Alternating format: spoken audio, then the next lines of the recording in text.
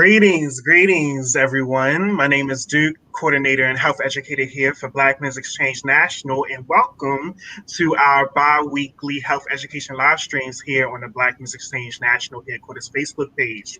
Please make sure that you like and subscribe to this page and get notified on our updates and share that with your friends. I'm also joined here with my co-host, the magnificent Kashama Saint Kofa. You got anything to say to the people?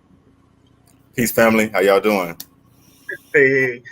So with that being said, the last time we came to you all, we were actually having a discussion on U equals U. And that happens to be the discussion topic on how getting to undetectable status when you are HIV positive actually prevents individuals who are HIV positive from transmitting the virus to other individuals. We had a really fruitful discussion in live stream. Normally at this time, I would do a family feedback session, but a lot of the comments from that particular video were actually just general dialogue back and forth with everyone, people asking questions, wondering where they can get access to more information. And so if you are interested in that discussion, if you know anyone that may need access to this information or you want to get more learned about it, please check into our previous live stream on the discussion topic of U equals U. With that being said, we do have some current events. So, Adam, if you could roll clip.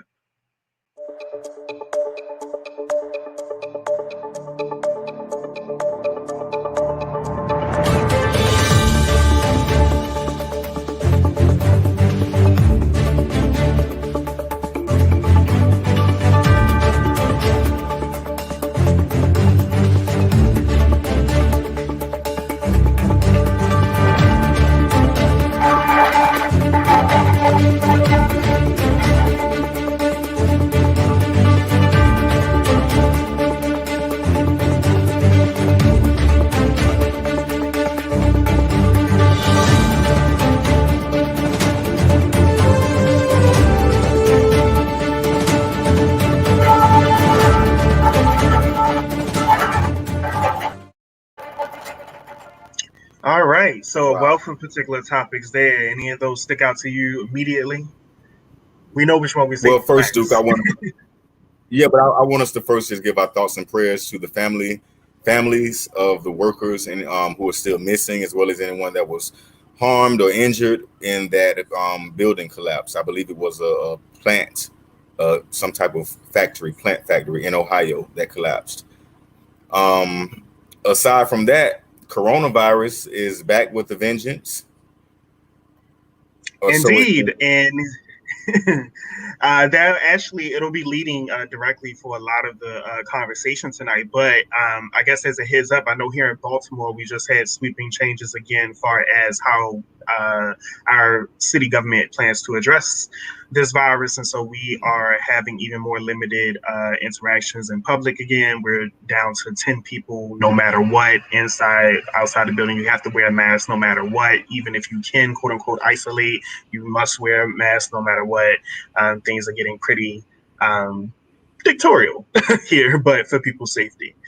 What's going on over in Florida?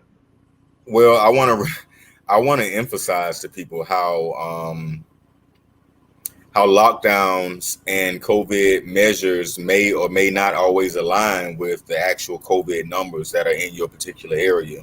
Now, the reason I say that is because I believe Maryland and Florida at this time are around, got like the same rates of new cases and deaths or what have you, but it's business as usual. There's the idea of wearing a mask inside of businesses is more of a suggestion than a mandate. And of course, large gatherings are still allowed down here. Even when the whole nation was supposedly on a lockdown, things were very different in places like Florida. I believe Texas as well. Some states just won't do it. So the reason I say that is I think it's important for us to use our own common sense and our own discretion. If you're in a state that has not told you not to gather in large numbers, take it upon yourself to not gather in large numbers, and take it upon yourself to take the precautions necessary to stay safe. Excellent suggestion there. I also saw that we are once again talking about mysterious emails, and we must When are we delete not? them. Emails have been like a common theme of so many, scandals since 2016. It's crazy how these emails are getting people in trouble. Yeah. I don't even But really I have too don't much. think this is a big deal though. Yeah, The it's one not too about much. the email that contradicted Trump getting deleted from a CDC word, that's not a big deal. We all knew that Trump Yeah. was going rogue and, and wasn't speaking, in the most scientific terms, and the CDC for the most part was having issues with the scientific information that they were putting out being contradictory to Trump, and in some cases they changed their information, and it led people to wonder if it was a direct result of them, like, accommodating Trump's narrative. Ah. Oh, I'm actually seeing a question here about U equals U again. For that information, again, if you want to find out about that particular live stream, that is on the last session that we did about 2 weeks ago. But with that in mind, we do have the Black Men Have Options campaign. Adam, if you could put that up for people to get more information if they want to have access to that, and we'll get it on. Yes, yes. So with that being said, I am Now, interested in getting into this dialogue well, about. before we get into that, because you do know Dr. Fauci came out and was talking to some black leader. Well, they call people are labeled leaders in the media, and I'm not even gonna get into that. But I believe the president of Howard University was one of them, and in which Dr. Fauci was very excited to announce that the vaccine is being developed by a black woman.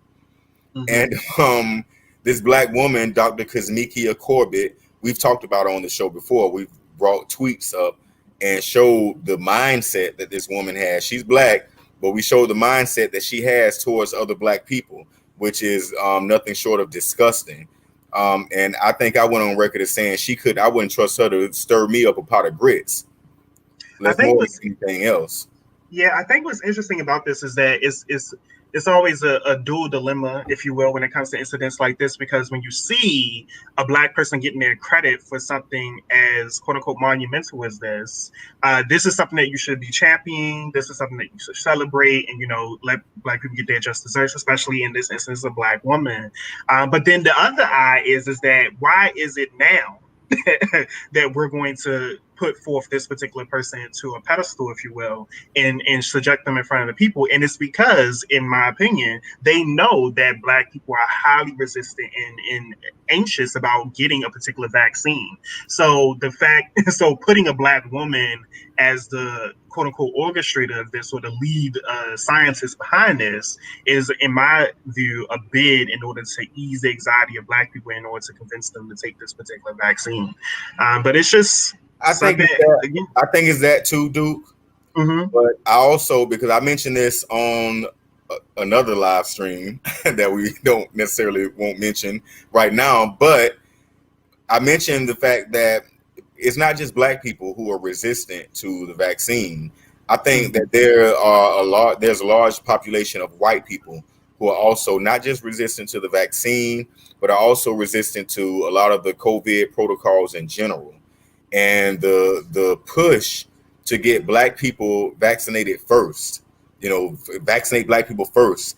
I see that as more of a psychological thing to to get the vaccine out there. Like I wouldn't call it a trial because they've already gone through trials. But in order to get the rest of the population, i.e., the white population, people who you cannot push around, people who you cannot make mandates over, or else they will come on the Capitol and come for you, right? In order to get the vaccine or to promote it to these groups, they kind of coming to us knowing that they can project the optics of a black person in a certain position to get us on board. That's my So, analysis. Yeah. like we say on every live stream, it is be critical and think carefully about what is being presented in front of you, and make decisions that you're comfortable with at the end of the day. And being informed is the most power that we can have at this particular moment. But I'm interested in this last current event. I'm curious about your thoughts. So we have, I forget the lady's name at this moment, but she's a congresswoman, I believe. Tulsi Who, Gabbard. She huh? ran Tulsi Gabbard. She ran for president too. Okay. Who is interested in banning trans women from competing in sports, and that's all we know. So, what are your thoughts on this particular subject? Well, before we even get into the actual subject, I would like to remind everyone that Tulsi Gabbard, when she was running for president and she wanted black votes, she came out in favor for reparations. And she was the one who a lot of people who would say put the nail in the coffin of Kamala Harris's presidential campaign when she came for her and her record of locking black people up in California. So my question is now that you're no longer running for president, and now that you're in Hawaii, where there's not a lot of black people, and you're not relying on black votes, now all of a sudden you don't care about reparations. All of a sudden you're not concerned about mass incarceration and the murder of black people by cops. Now you're worried about probably 1/10 of 0.5% of the population, meaning not only are transgender people a small percent of the overall population, but you're thinking about the ones who Who actually play compete? sports, Who play who sports? compete in sports, or you're trying to protect the small amount of girls who compete in sports in high school and middle school. I think for me, my view on this may be controversial, but I'm willing to share it in dialogue with anyone who comes in about it. But I think for me, I want a revisit, if you will, of sports in general. Like, why do we even have it in our current particular society? The way that it's set up is so gendered based.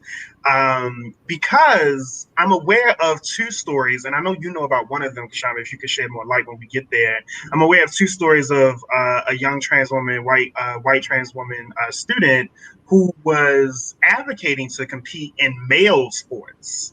But because of the way that the sciences are set up and the way that the leagues are set up, she was not allowed to compete in those sports.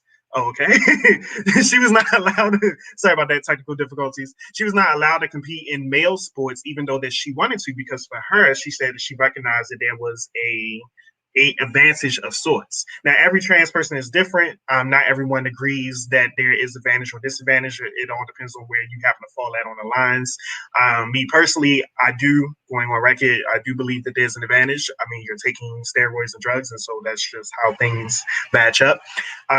However, when we don't have a visit on what we want out of sports and how we want sports to be celebrated and communed in our societies, then you're open to these particular discussions. And lastly, and this is the one where this one is what affects us as Black people. There's another story of a Black woman who was banned from competing in sports in general. Because she had higher levels of testosterone than the average female. And she was publicly displayed and humiliated. Uh, Okay. She was publicly displayed and humiliated for the masses as she was trying to secure the right to perform in sports and not have to take any type of testosterone dampening drugs, which is what they suggested to her if she wanted to compete in sports. Cassandra, did you know more? Well, yeah. Well, one, I point out that she was on the continent and she was a sister. Mm-hmm. And the reason I do that is because this is something that is unique to Black women in regards to being viewed as more masculine, Mm-hmm. being viewed as something other than woman. Mm-hmm. To the point to where you got the old I believe it's a Sojourner Truth poem where she says, "Ain't I a woman?" Um, I don't think that's so I John believe it's Truth. Sojourner Truth that I said, don't. "Ain't I a woman?" But it could not. But the sentiment It may comes be. from the fact that Black women have always had. It There's is. always been a difference of perspective when it comes to gender and Black women. The Mm-hmm. rules don't always necessarily apply to Black women as they do to other groups of women. and how this sister was handled on the continent. Whereas And her not name only is Caster Semenya. Caster Caster. Semenya, that's right. Not only was her gender put into question before the world because she was successful, one, okay, Mm-hmm. it was her success that caused them to question her. And then on top of that, they invaded her privacy, forced her to undergo DNA testing, and then revealed the results of that to the world. And this So, is the same scrutiny that Serena Williams was subject to as well. Not to this degree, but it was definitely conversations that was had in numerous articles, numerous backstories. This is something that we have to contend with as a community. And so wherever you fall at or whatever your beliefs are, I do want us to recognize as individuals and as people that we have to come to our own understanding of gender because the way that it has been dictated and followed through white lenses or corporations and society, it doesn't naturally apply to how black bodies are built and operated in this world. And now Serena don't Williams is a woman, now and don't Cassie be Spear is a woman. right. And that's the thing, like, you so called you want to protect women, but that just go this is a perfect example of how there's no such thing as women in general when it comes to black women. No such thing as men in general when it comes to black men. Throw all of those Absolutely. gender rules out of the door, so to speak, when you're talking about colonial gender roles. Now, I will say that I do see a place for gender, and especially in sports, certain types of sports. Yeah, football, the girls and the boys, they're gonna develop differently, and it won't necessarily be a fair advantage. But Having ain't nobody supposed to be playing football, in my opinion, at this point. Look right, at all but these darn like you said, concussions and nobody should really be playing football. why are you doing this? But even something Um, is even something is less least contact is like volleyball. mm, Males would generally have an advantage because we can spike that ball a little bit harder. You know what I'm saying? But like you said, and I do see a benefit in having sports. I see how it develops the body. I see how it helps with coordination. But like you said, I think we should reevaluate sports, reevaluate education, and and then what we work also for, take yeah. a step back and reevaluate how we are looking at gender and if black men and black women are falling through any cracks. We got a comment from Tamina Rawls who says, when I was in high school at 6'4", I was looked at differently because I am a woman. I was the tallest girl in high school for 4 years. And just want to shout out to you for surviving through that particular ordeal because I know us as children, we can be quite cruel when things are just different. But yeah, it's an everyday story for various people just fall on different lines. However, if you want to dialogue about us about this particular subject at some point, the link to go live with us will be posted in the comments. We're going to put a footnote into this if you want to dialogue about this with us later. But let's get on into this topic. So tonight's topic is isolation, not solitude, the importance of finding alternative ways to connect with friends and family. Me and Adam, the producer, did not time that bottom scroll to go through at the same time, but it happened. It was so perfect. So with that being said, I have a question for anyone in the audience, maybe for you too, Kashama. Did you know that there is a definition difference between isolation and solitude? You're muted. I think there definitely is. Okay. What do you? How would you define the two if you did? Because I have something pulled up for everyone. We can just go into it. Well, I mean, isolation. I see that as a much more negative word. Mm-hmm. I mean, isolation is never good. Isolation it means no connection. You know what I'm saying? You are truly alone. So, and there are many different ways to be connected. Even when you're by yourself. I spend a lot of time by myself. But I don't consider myself isolated. I spend a lot of time alone generally. Not since the pandemic because things have changed, but before then I'd be traveling and just doing my own thing and on my own a lot. But I never feel lonely because I'm always connected. All right. Well, you got a really, really good definition going there. So the thing that I wanted to point out and make sure that we had noticed is that I'm sorry, I'm reading in different comment sections, is that solitude is what is considered a choice. Just quite often, simply put, solitude is the choice to be alone. And Solitude has health benefits as well. However, it can also be detrimental depending on what is going on in the world and the cases of what's going on. So we know that Thanksgiving just happened not too long ago. One of these big national American holidays, and Christmas is coming up right along with New Year's, and these are typically big gathering dates for our people. However, this year, for some who decide to adhere to the protocols put in place, the holiday season is looking quite different. And various people are having troubles coping with this particular change. Individuals are relying on different substances to get through. Individuals are isolating and being in and choosing to be in complete solitude, not finding alternative ways to connect at all, which can be very harmful to some of the bonds that people are having and making with individuals. It's definitely a change going on in our society right now where individuals affected. I have some quick notes here. I'm going to post, well, not post, I'm sorry, share, read. um, we have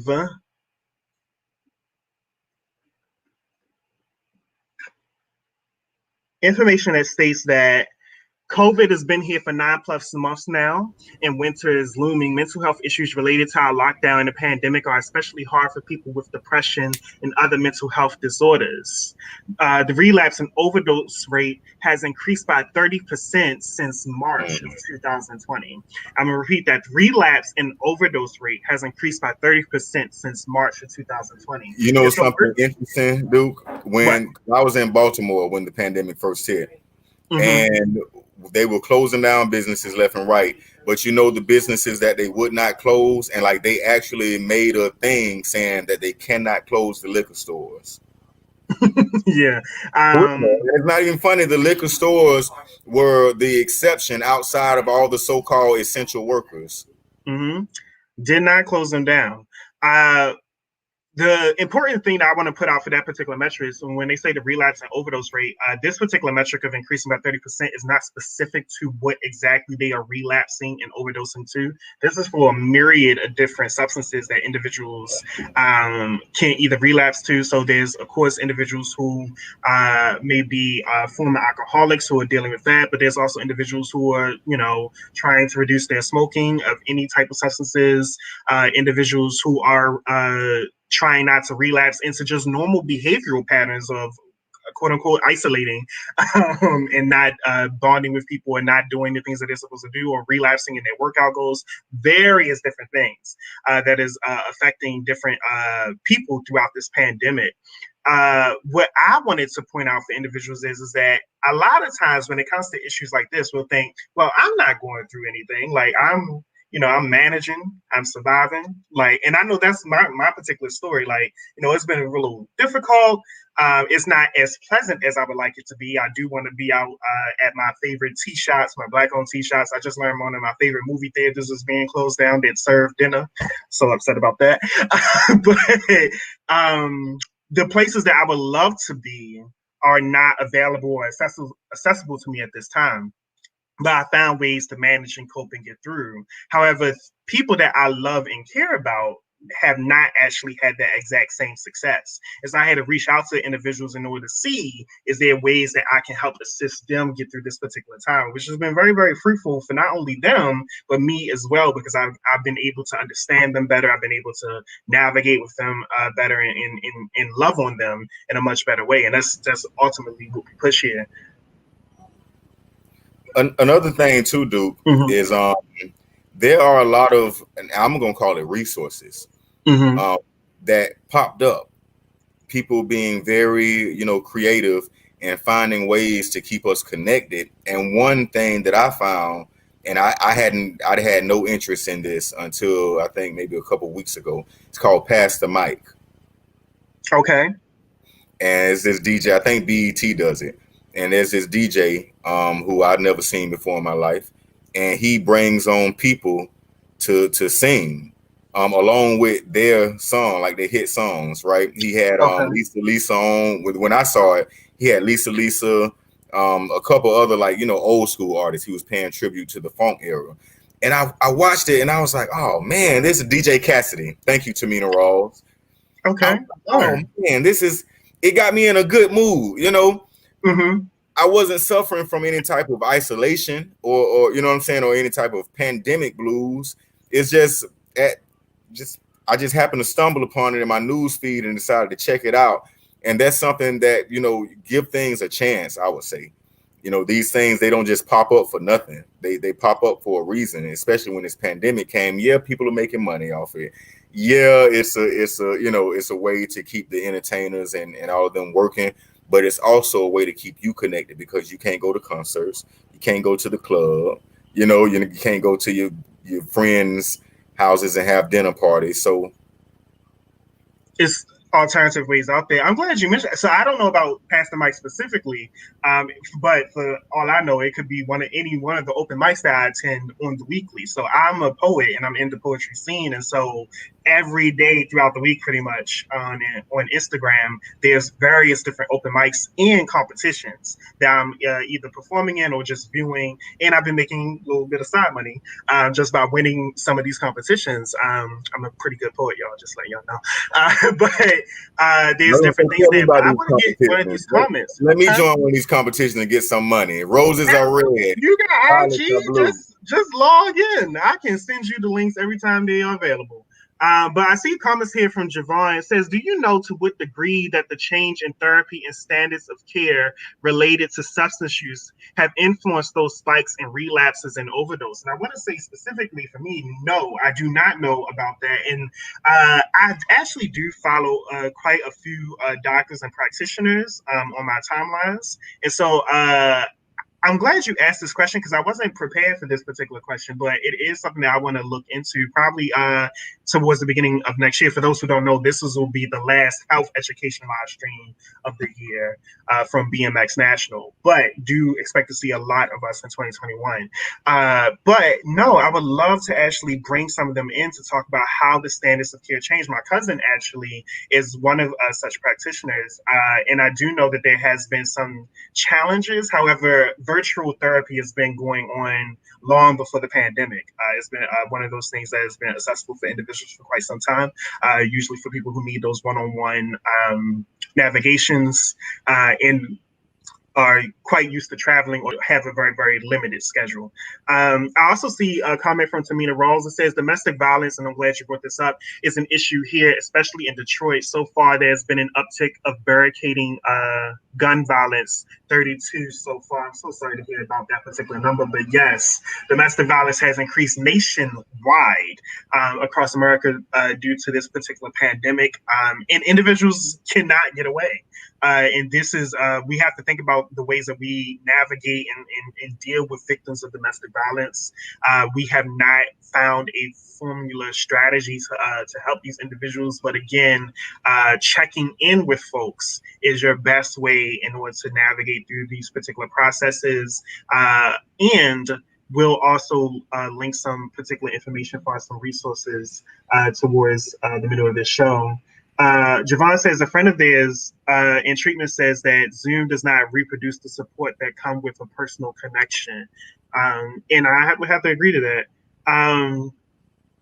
So I know that this is based on I believe like people's personal standards of care and how they navigate. There's individuals in our particular society who are quite comfortable and who have been navigating virtually for quite some time, and this is actually the spaces where they thrive. And then there's other individuals who absolutely thrive with that personal one-on-one in the same room type of care, and do not thrive through these online peripherals. And so it's just one of those things that we have to find ways to navigate. Now I do know that one-on-one interactions are not gone completely, but you have to have the right particular care and the doctors who are willing to do it.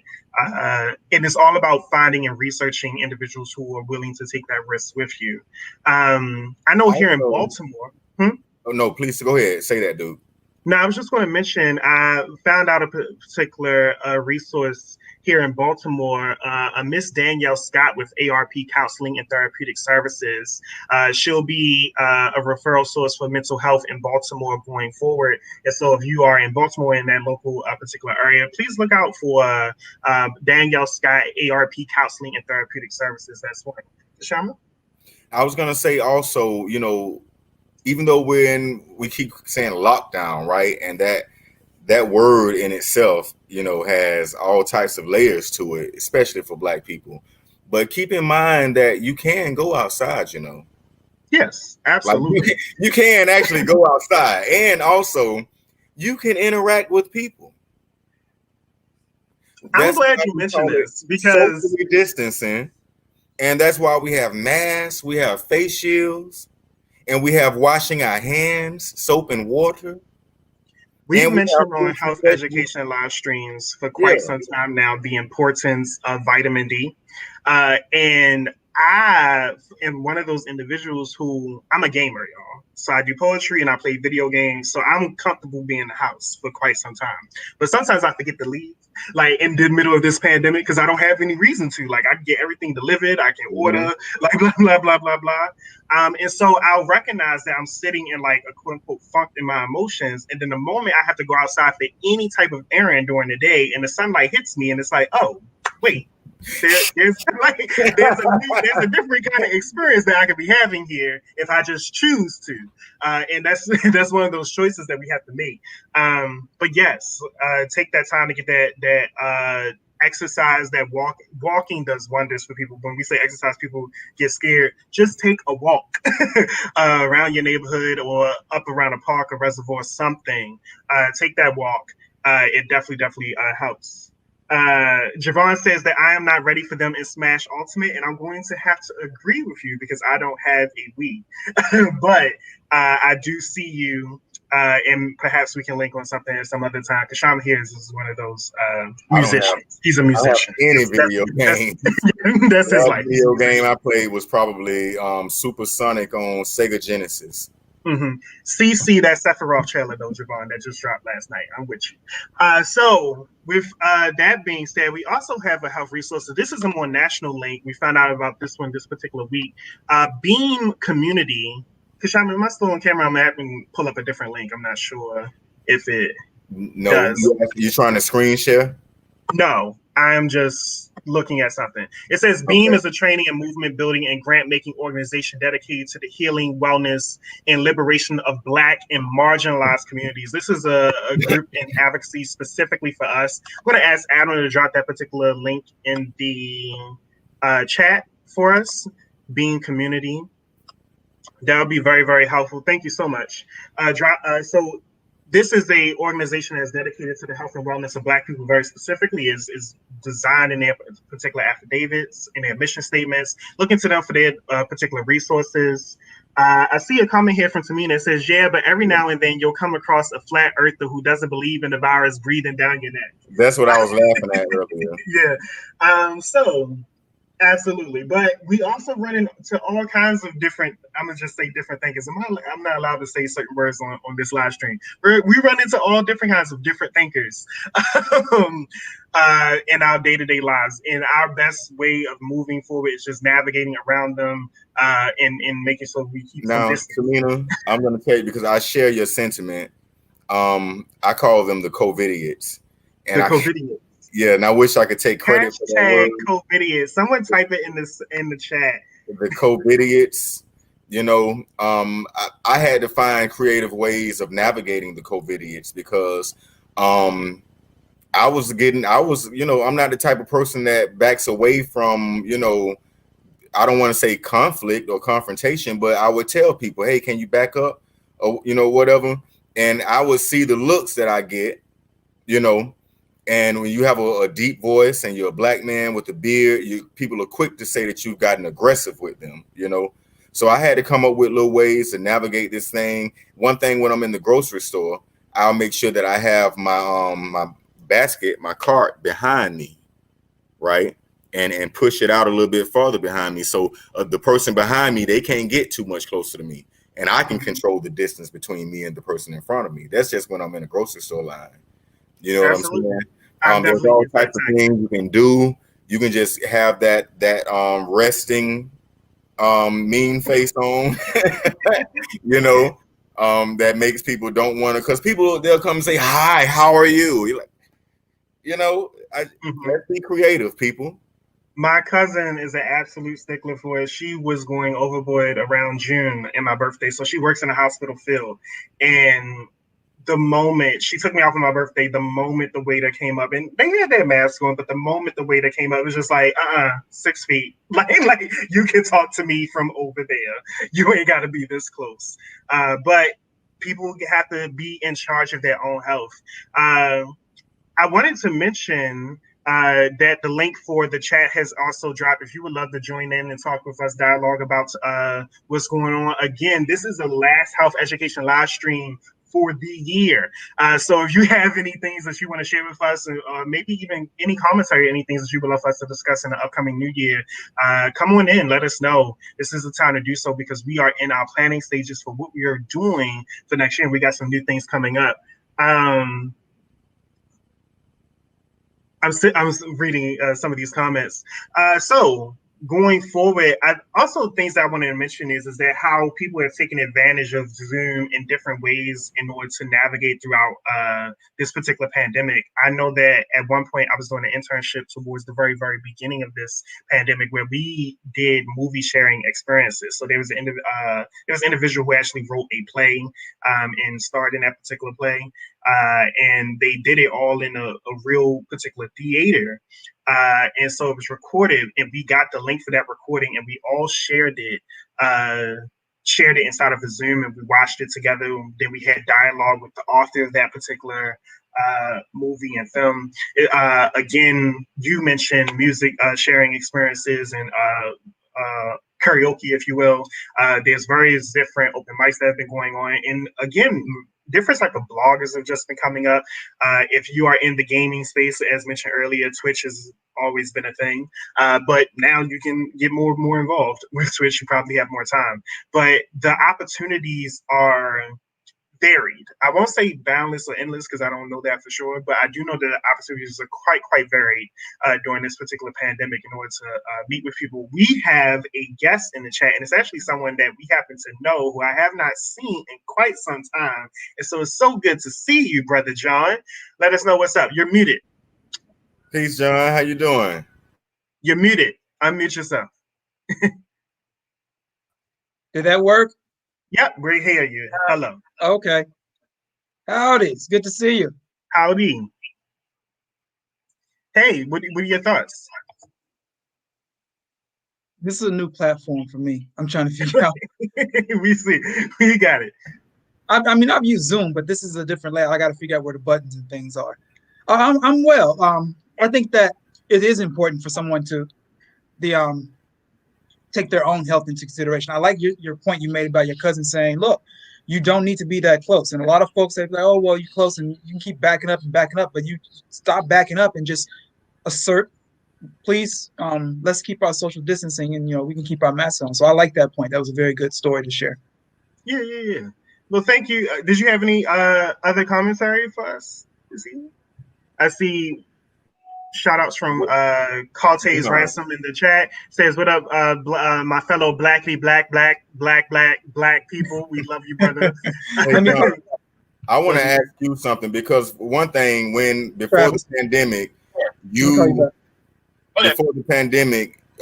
were somebody that I always knew I could call up and say, like, hey, what's going on?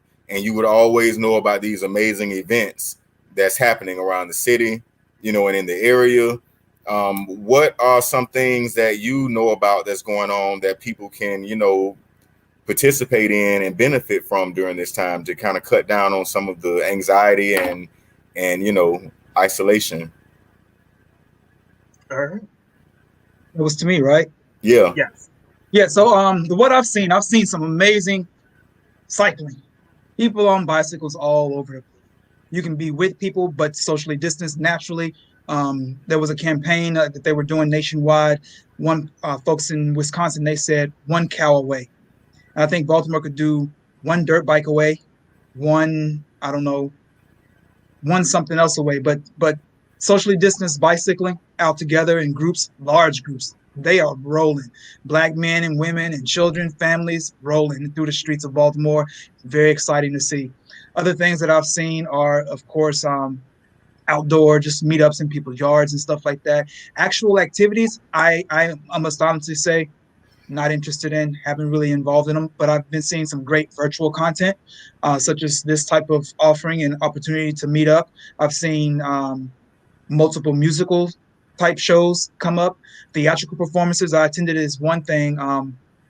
It's called it's a discussion panel, but it was performance based dialogue called Arch Talks, which is kind of like TED Talks. So it talks about arts. I see arts, reparations, culture, and history. And they Mhm. did this Boomwork, if you're familiar with them. They're a theater group here in Baltimore, very conscious, very intentional theater group. And one of the performers did a monologue about the origins of the word or the phrase motherfucker. And it moved me. It just gave me some real pause, and how true it is, I don't know, but it really made me think, and it brought some relevance into the room. We also had some folks share different other expressions of culture and aspects of what we struggle with as people. I've also seen, of course, there are some places that are still open for outdoor engagements, jazz afternoon concerts and things like that. That's always a good thing to have folks out there for that. So a lot of outdoor stuff is what I've been participating in. Indoor things, not so much. No, they understood. Thank you for joining in with us this evening, John. We're going to move on to our particular guest listens. We also didn't plan to stay on too long tonight, everyone else, because again, it was just the last one of the year. And we knew that this topic, it's not something we can beat over the head. It's just advice and something that we really, really do hope that people take to heart. Thank you so much for joining us, John. For those who don't know, I see. I'm gonna make two notes here. There is a opportunity from Javon in the comments if you're interested in that. Please look into that particular information. But Carltage Ransom, for those who don't know, is an award-winning scriptwriter, producer, and if you would love to follow up about his particular films and things, make sure you click on information about his particular filmography, uh, uh, and maybe he'll come in the chat. Tamina, welcome in. Hello. Hi, you We can guys. hear Hold on you. one Hey. second. Can you hear me now? Yes. Can you hear me now? Sorry Yes. about that. I'm doing this from my phone because you're talking about the video game. My husband is playing the last patch of Final Fantasy 14, so I can't get on my main computer. Oh, I'm about to log in right after this. I promise you. Happy holidays to you guys. Happy And Thank you. holidays. Thank Likewise. you. great success for this program. I'm so glad we have it. It's such an informative platform, and I hope we keep it up. But That yeah, that makes me feel good in my shanana. yeah, oh yeah, it's absolutely delightful to have, especially when I'm able to come on when I'm not preoccupied with my little 4-year-old granddaughter. But Uh-huh. in my household, one of my family members caught COVID, like 3 days before Thanksgiving, and we believe that he and I had it months earlier. And I don't know if you guys got the report that COVID was in existence since Hmm. last year, and I do Yes. that because in March, he and I got really sick. He got sick in February, but I got sick so bad that it lasted for like a month and a half. So around about this time, and don't take anything out of this, but at the same time, when he got it this time, it was very light. I think it's a tragedy what's going on as far as this COVID-19 and the vaccine. Like I stated earlier, I think it's very unethical what they're doing. Research does not happen like a flash in the pan. It never does. Medicines, medications, and studies such as cancer, sickle cells, and everything else are constant study for improvement. And there's pros and cons to this matter. So when people want to get a vaccine so quickly and they want it now, be advised to please uh, think logically. This has never happened before. The whole world has never seen this before, never dealt with it. And all of a sudden, they came up with a magic bullet. That's not logical.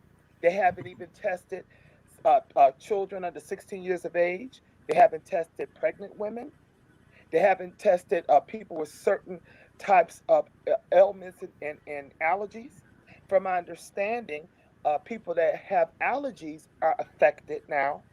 So they're not specific about, what allergy is prone to it. Does this have shellfish additives in it? Does it have peanuts? It makes a difference because some of your vaccines will have essentials from like seaweed and stuff, the stuff that people may or may not be allergic to. And then you also have to do the group research. How many people that got the placebo versus the real vaccination? It's a lot, people, that goes into a research when they're talking about any type of drug or any type of vaccine whatsoever. So you have to be your own advocate here.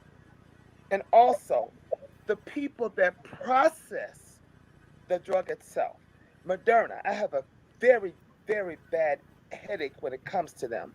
They were formulated, don't quote me, but I read some time or two that they were formulated back in 19, I'm sorry, 2013 or 14. And from my understanding, the two CEOs that runs Moderna are very close friends with Donald Trump. They are big campaign people for Donald Trump. Okay, and from my understanding, this Redisivir or Moderna, he has stock in that. So you Very have to interesting. look at the people who are spewing out this. Pfizer, if people don't know, Pfizer doesn't have anything to do with Saturday Night Cartoon Operation Warp Speed, whatever the heck that is. Pfizer had no money in the game. AstraZeneca is doing something somewhere in Switzerland. Okay, the this lab that came out of nowhere don't have anything to show for it. They have no success. They don't have a record of anything. And see, that's the type of research and it doesn't take a doctor or a medical technologist or a medical lab. Just do your research because this is dangerous. A lot of African American people, they're thinking the Tuskegee situation. You know what I'm saying? They don't Yeah. want to take this stuff. They don't want to take the chance on it. I don't blame them. Thank you so much for Thank that, you so much. Tamina. Yeah, that was some good information. People, do your research. Moral of the story: I look can't hear into them. this. Um, and no, I was just saying thank you, Tamina. You know what? I can't hear them, but that's all I had to say. All right. Have a good Thank night, you. sister. Have a good night. I think the most important thing Tamina said there, amongst everything that she said, I think the most important thing that people can easily take away and apply to their lives is being your own advocate, which is what we advocate for here on this platform. Uh, and again, something for people to just note, and we've discussed this before. Forbes magazine about 2 weeks ago discussed that there is a correlation between taking the vaccine and an increase to the possibility of getting HIV. And so this was posted in Forbes magazine about 2 weeks ago, and it's just something that we have to be constantly in check about, asking our doctors and our practitioners in before we welcome this particular vaccine into our lives and into our families. But I don't want to end necessarily on that dark note. And so, what I will be saying to individuals is, hey, it's 2020. We've made it so far. um, please, please, please take the time to find alternative ways to connect with your friends and family. Again, if you are doing just fine, people that you love and care about may not be. So just take the extra time to do a call, in video chat, FaceTime, whatever you got to do in order to connect with these individuals. Make sure if you know anyone that may just be struggling with any type of substances beforehand, or things that that they have fully recovered from and they show no signs of relapsing, check in on these individuals, because the pandemic is a whole new different kind of change for folks to navigate. And if you love people, then you'll do right by them. And so that's what I want to offer for this platform in tonight's broadcast. For me, that's it. Kashama? I don't have anything to add to that. All right. Well, for that being said, thank you all uh, for joining us for this particular live stream broadcast. We'll see you next year. Peace, family.